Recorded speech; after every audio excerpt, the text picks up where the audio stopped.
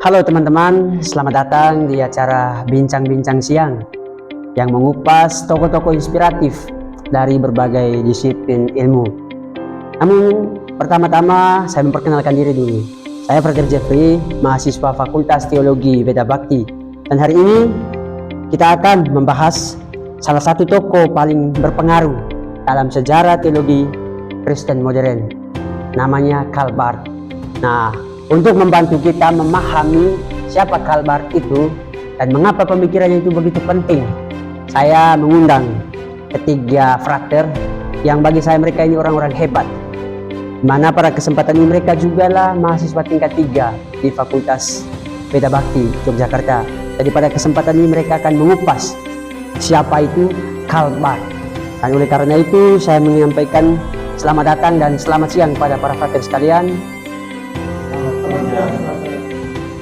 Baik para frater, saya sangat senang sekali dengan tokoh ini, Karl Barth ini.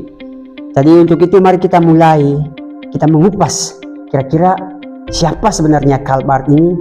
Mungkin frater Yoga bisa menceritakan atau menjelaskan kira-kira latar belakang Karl Barth ini dan pemikirannya itu seperti apa. Silakan frater, saya berikan kesempatan.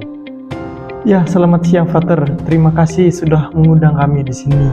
Tentu ini menjadi kesempatan buat kami untuk menggali siapa itu Karl Barth, seorang teolog Kristen di abad modern ini. Oke frater, jadi Karl Barth ini adalah seorang teolog Kristen yang sangat berpengaruh pada zaman itu.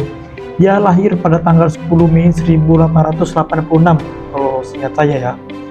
Dan ia itu dikenal sebagai tokoh utama gerakan neo-ortodoks dan salah satu teolog Protestan paling penting abad ke-20. Nah, Barth belajar teologi di berbagai universitas terkemuka.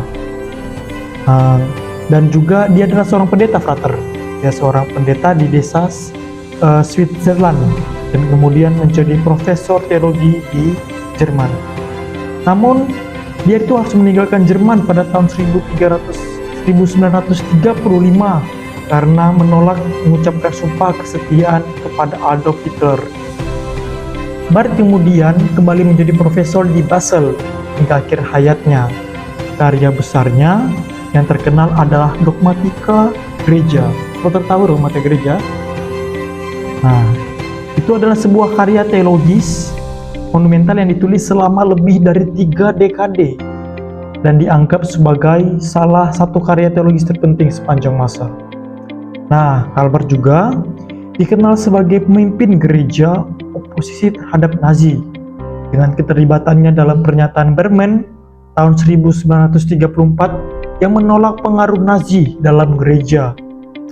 Pandangannya menekankan Allah sebagai yang lain sama sekali dan menolak perpaduan antara Allah dengan budaya manusia atau politik duniawi. Barth juga menolak segala bentuk kompromi antara gereja dengan kekuasaan politik yang tidak sesuai dengan ajaran Kristen.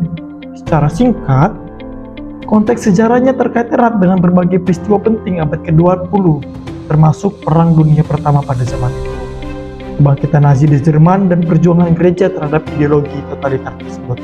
Begitu frater kira-kira pengantar singkat tentang Karl Barth ini. Wah, penjelasan yang sangat menarik. Saya sangat tertarik sekali dengan penjelasannya tadi. Meskipun terdengarnya agak sedikit dramatis ya. Tadi saya mendengar ada salah satu bukunya tentang Dogmatika Gereja. Mungkin frater bisa menjelaskan sedikit tentang buku itu. Saya berikan kesempatan lagi kepada frater untuk menjelaskan tentang buku Dogmatika itu, Dogmatika Gereja. Silakan frater. Iya frater, benar bahwa intinya itu Barth menekankan Allah yang benar-benar lain. Artinya Allah tidak bisa dipahami hanya lewat filsafat, akal, atau budaya manusia frater.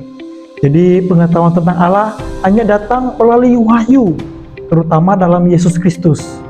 Nah, ini adalah kritik tajam terhadap teologi liberal yang cenderung menjinakkan Allah sesuai dengan selera zaman, frater. Barth juga menolak gagasan bahwa manusia bisa naik ke arah Allah lewat moralitas atau pencapaian intelektual. Sebaliknya, Allah lah yang turun kepada manusia dalam kasih karunia-Nya, dan itu disebut sebagai teolog dari atas ke bawah. Begitu frater kira-kira. Baik, menarik frater. Jadi Barth ini sepertinya ingin mengembalikan fokus teologi pada Allah sendiri, bukan kepada manusia. Nah, so baik, terima kasih Frater Yoga untuk penjelasan yang sangat menarik. Saya sangat tertarik sekali dengan penjelasannya.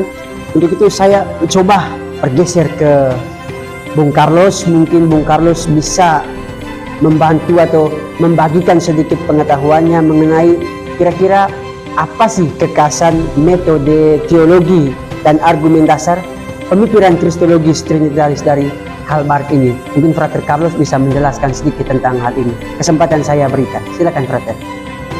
Terima kasih Frater atas kesempatannya bertanya mengenai metode apa saja yang digunakan oleh Calvert membahas mengenai trinitaris. Saya langsung saja. Calvert menggunakan metode teologi yang dikenal sebagai teologi dialektis atau teologi kritis.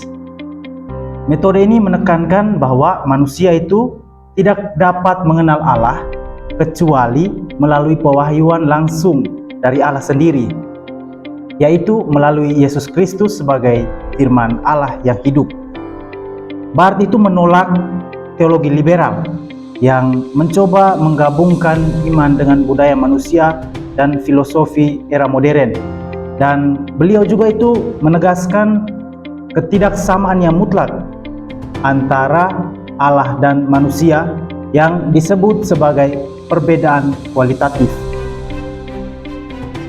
Allah berdiri di atas dan berlawanan dengan manusia, dan hanya dalam Yesus Kristus Allah mengungkapkan dirinya secara pribadi dan nyata.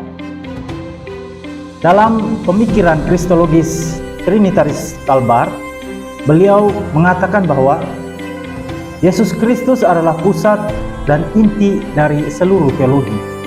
Artinya, ia melihat bahwa Yesus Kristus sebagai perantara antara Allah yang transenden dan manusia yang berdosa, di mana Kristus itu menebus manusia melalui penderitaan, kematian, dan inkarnasinya. Jadi tidak hanya melalui satu aspek saja. Doktrin Tritunggal menurut Calvert itu sangat penting dalam sistem teologinya sebagai jawaban atas pertanyaan siapa Allah yang diwartakan dalam Alkitab. Allah Tritunggal adalah relasi antara tiga pribadi Allah yang berbeda namun mempunyai satu esensi. Dan relasi ini itu bisa dikatakan menjadi dasar pemahaman Calvert tentang pewahyuan ilahi dan keselamatan manusia. Secara singkatnya begini, Frater. Kekasan metode teologi Calvert adalah penolakannya terhadap teologi yang sangat mengandalkan akal budi manusia dan pengalaman religius tanpa pewahyuan Allah yang nyata. Jadi, argumen dasar pemikiran kristologis trinitarisnya itu adalah bahwa dalam Yesus Kristus yang adalah firman Allah dan daging, manusia dapat benar-benar mengenal Allah yang Tritunggal. Mungkin ya sederhananya begitu, Pak. Terima kasih atas kesempatan. Saya kembalikan. Baik, menarik ya Bung, bahwa ternyata Calvert ini pemikiran-pemikirannya itu sangat mendalam. Memang sepintas kalau kita lihat dalam gerakan teologisnya yakni neo-ortodoksis sebagaimana yang dijelaskan oleh Frater Yoga di awal tadi, ia tidak ingin kembali ke zaman reformasi secara harfiah, tapi ingin apa? Ingin menghidupkan kembali semangat reformasi. Sola gratia, sola scriptura, sola fide, sola gratia, bahwa semuanya itu hanya oleh iman, hanya bagi kemuliaan Allah. Menarik, terima kasih banyak untuk penjelasannya Frater Carlos. Berikut saya rasa saya juga perlu bertanya kepada Frater Ara, karena seperti yang saya katakan di awal tadi, mereka bertiga ini adalah orang-orang hebat. Pemikiran-pemikirannya juga itu sangat cemerlang. So Frater, mungkin Frater bisa menjelaskan mungkin dari penjelasan dari kedua Frater tadi, Frater Yoga dan Frater Carlos. Kira-kira Frater bisakah memberikan kritikan atau apresiasi terhadap karya atau ajaran yang dipaparkan oleh Calvert melalui kedua Frater tadi? Silakan Frater, saya berikan kesempatan. Baik, terima kasih Frater. Barth sangat dihargai karena keberaniannya menolak teologi liberal yang terlalu mengandalkan akal manusia dan budaya dalam menjelaskan Allah. Ia menegaskan bahwa hanya melalui pewahyuan Allah dalam Yesus Kristus manusia dapat mengenal Tuhan secara nyata dan benar. Pendekatan ini mengembalikan kedaulatan dan kemutlakan Allah dalam teologi Kristen modern. Pemikiran Barth tentang kedaulatan Allah dan perbedaan kualitatif tidak terbatas antara Allah dan manusia, memperkaya pemahaman teologi Kristen agar tidak meremehkan dimensi transendensi Allah. Sikapnya yang tegas menolak kompromi dengan ideologi Nazi melalui deklarasi Barmen menjadi contoh nyata integritas moral dan teologis dalam sejarah gereja modern. Cornelius Van Til mengkritik Barth karena dianggap salah memahami hubungan wahyu dan sejarah. Barth menempatkan wahyu di atas sejarah, sehingga dianggap melemahkan konteks sejarah sebagai tempat Allah menyatakan dirinya, yang dalam pandangan Van Til sangat penting bagi iman Kristen. Barth juga dikritik karena pandangannya tentang iman yang terlalu universal, yaitu meyakini iman sebagai respon umum manusia terhadap panggilan Allah. Sementara bagi kritik Van Til, iman adalah respons khusus terhadap wahyu Allah yang khusus melalui Alkitab. Barth menolak konsep analogia entis yang menjadi dasar teologi natural Katolik, yang menggabungkan pengetahuan tentang Allah dari filsafat dan iman, sehingga dianggap Barth melemahkan pewahyuan unik dalam Kristus. Namun, kritik ini menimbulkan debat mengenai keterbatasan pemisahan total antara akal, sejarah, dan wahyu dalam teologi. Jadi, meskipun Karl Barth diapresiasi karena membawa kedaulatan Allah dan penolakan teologi liberal yang terlalu mengandalkan budaya manusia, beberapa kritik menyoroti konsekuensi ekstrim dari pemisahan wahyu dari konteks sejarah dan pengalaman iman yang lebih spesifik. So, terima kasih untuk ketiga frater Yoga, frater Carlos, frater Arah. Terima kasih untuk pemahamannya terhadap tokoh Karl Barth, seorang teolog Kristen Protestan modern. Jadi bagi teman-teman yang ingin memahami teologi Kristen modern, Karl Barth adalah salah satu tokoh yang wajib dipelajari. Pemikirannya itu mengingatkan kita bahwa iman bukan soal kecerdasan atau kebaikan kita, tapi soal kasih karunia Allah yang nyata dalam Yesus Kristus. Nah, sebelum kita akhiri bincang-bincang kita pada siang hari ini, mungkin salah satu dari frater bisa memberikan salah sepatah kata berkaitan dengan pesan atau kesan singkat terkait dengan peristiwa pada siang hari ini dalam diskusi kita. Saya persilakan salah satu dari frater untuk memberikan kesan singkat. Silakan frater Carlos. Baik, terima kasih frater Jeff yang telah memberikan kesempatan kepada saya untuk menutup diskusi kita pada siang hari ini. Pertama-tama saya mengucapkan terima kasih atas kesempatan kepada kami semua diperkenankan untuk diskusi bersama pada siang hari ini. Dan yang kedua, saya hanya ingin memberi pesan, ajakan untuk teman-teman sekalian agar tidak takut membaca teks teologis yang berat. Misalnya itu dengan karya-karya Barth, yakni salah satunya itu seperti Evangelical Theology and Introduction. Dan patut diingat bahwa teologi itu bukan hanya untuk didiskusikan dalam ranah akademis, tetapi untuk membentuk cara kita hidup di dunia ini dan dengan rendah hati, penuh kasih dan setia pada kebenaran Injil. Mungkin itu saja ajakan sederhana dari kami. Kami kembalikan kepada moderator.